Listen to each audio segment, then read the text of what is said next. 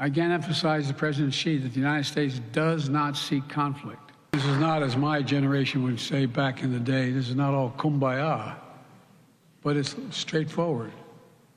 It's straightforward. We have real differences with Beijing when it comes to maintaining a fair and level economic playing field and protecting your intellectual property. We're going to continue to address them with smart policies and strong diplomacy. Yeah, I don't think anybody expects it to be kumbaya, so I don't know what he's talking about there. But Xi also reportedly told Biden Wednesday that Taiwan was the biggest and most dangerous issue for U.S.-China relations. Joining me right now is former Deputy National Security Advisor. She is a board member of the American Conservative Union and the author of Revolution, Trump, Washington, and We the People. KT McFarland back with us. KT, it's good to see you, as always. Thank you so much for being here. Look, it seems to me that Xi Jinping got everything he wanted, right? I mean, you know, you have Joe Biden coming out saying that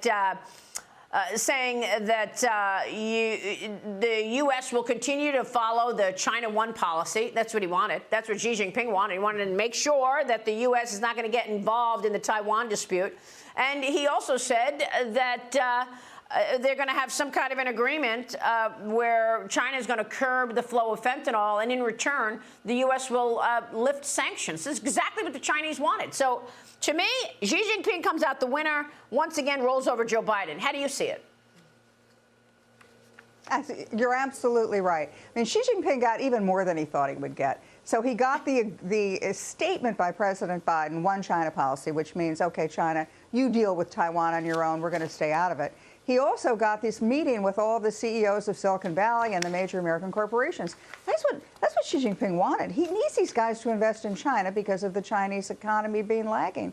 And then at the same time all this is going on, which nobody's really talked about, is TikTok, owned by the Chinese government.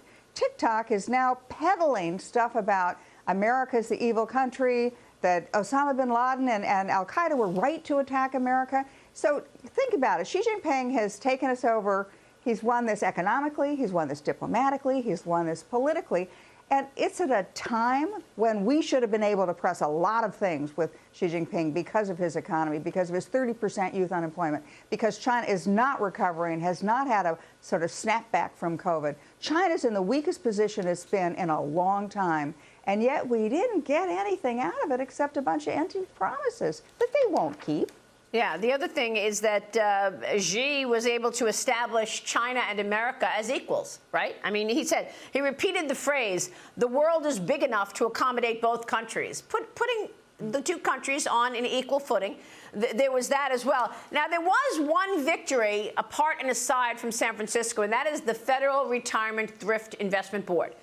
You know that this week they announced that the U.S.'s main government pension fund will now exclude China and Hong Kong listed stocks on the recommendation of its investment consultant. This I-Fund, which manages pensions for nearly 7 million federal employees, will shift to the MSCI All-Country World ex-USA, ex-China, ex-Hong Kong Investable Market Index next year. KT, you know, we've been talking about this a long time on this program, and I've been asking the question, why doesn't anybody pull the economic lever to push back on China's aggression? And that is shut down the capital markets to these Chinese companies that are tied to the Chinese Communist Party and their military. Finally, the Thrift Fund makes a move on this. It's not enough, but is this perhaps the beginning of something where people are figuring out in leadership positions that American investors are funding the expansion of communist China by buying these stocks on our capital markets? It was a long time in coming. We should have banned those investments a long time ago, because a lot of it does go into really building up the Chinese military, the Chinese intelligence services, not just the Chinese economy. But why is it taking so long, and why has the step now been kind of a mincy little step? It's because of all of those investors and all of those businessmen and all of those Silicon Valley guys who went to the $40,000 a plate dinner with Xi Jinping. They want the China trade. They think they're going to make money on it. And so they want to have no strings attached to any of their investments. So Wall Street wants it. China wants it. The American people don't want it.